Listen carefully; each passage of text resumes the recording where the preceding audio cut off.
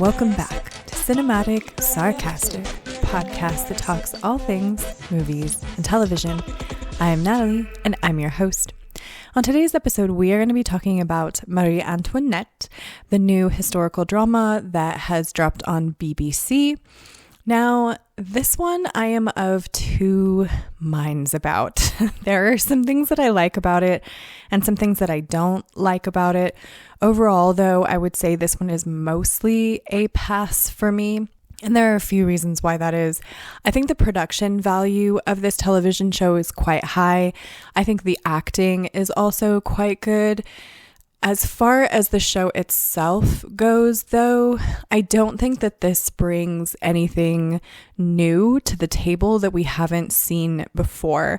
I think Marie Antoinette has been done kind of to death at this point, and what I was hoping for with this new show on the BBC was something that potentially was either more historically accurate or that kind of brought a new twist to it.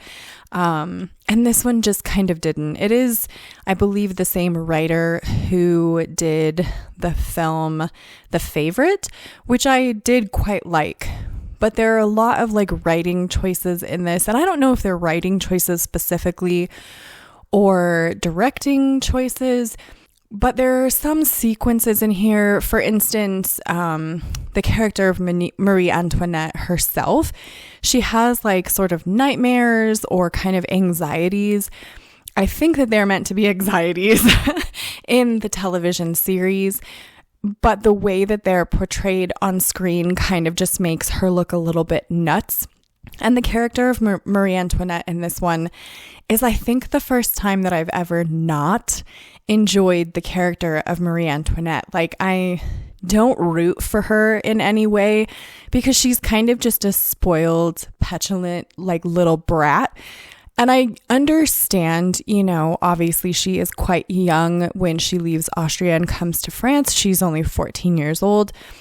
But back in that time, and I think that that's something that we tend to forget quite a lot, age would have been a little bit different. I would not see her historically the same way that I would see a 14-year-old, let's say, today. She was tutored, she was well educated, she would have been quite proper. And I don't know, there are a lot of choices that they make as far as her character in this show that kind of make her a little bit more unlikable. And I found myself really mostly enjoying Gaia Weiss. And now Gaia Weiss, I think, is someone that you might remember from Vikings. She played Thorin, which was Bjorn's wife.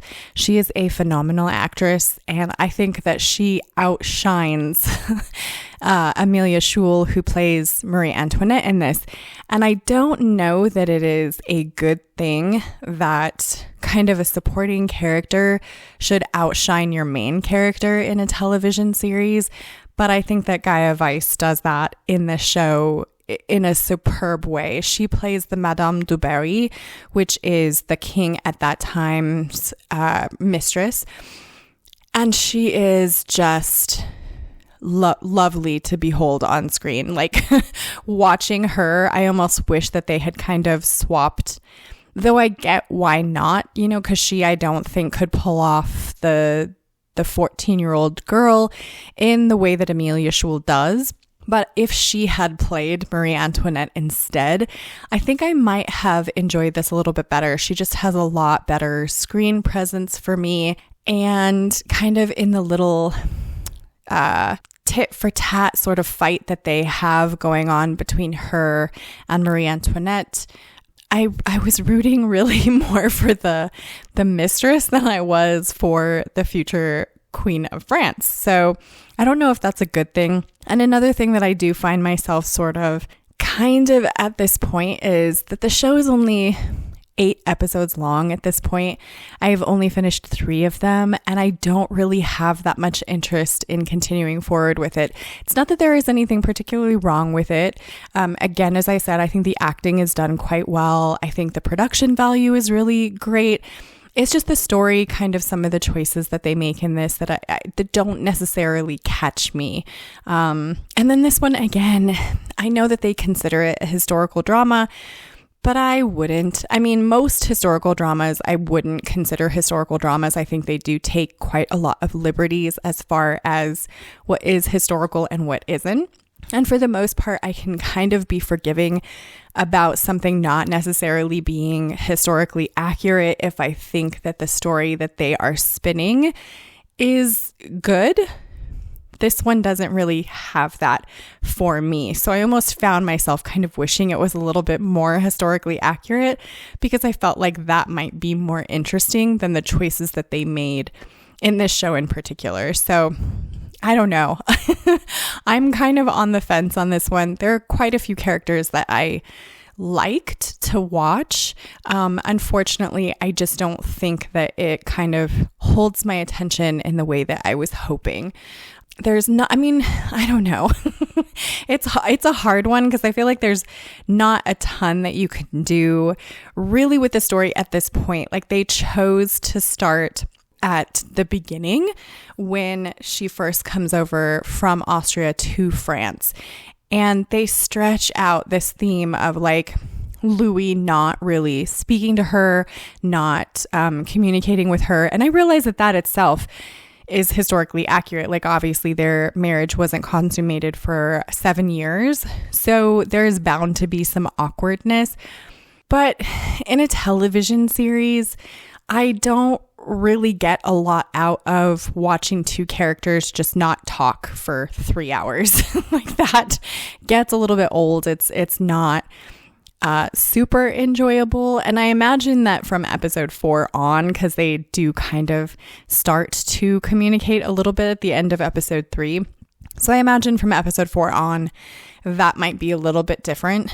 But at this point, I'm not really sold on it. I'm not hooked on it. I'm not particularly interested in seeing how it goes to justify like actually sitting down and watching it. Now, I would say if you are just a fan of historical dramas and you like kind of the story of this show, then you are probably really going to enjoy it because, again, like I said, I think they've got some really great actors in this one that really kind of lend to that if the story is of your particular taste. It just doesn't happen to catch me specifically. There's nothing really new brought to the table for this particular story, and I think I've seen quite a lot of movies, television series, that sort of thing done about Marie Antoinette that I don't really want to sit and watch another one because there's nothing particularly exciting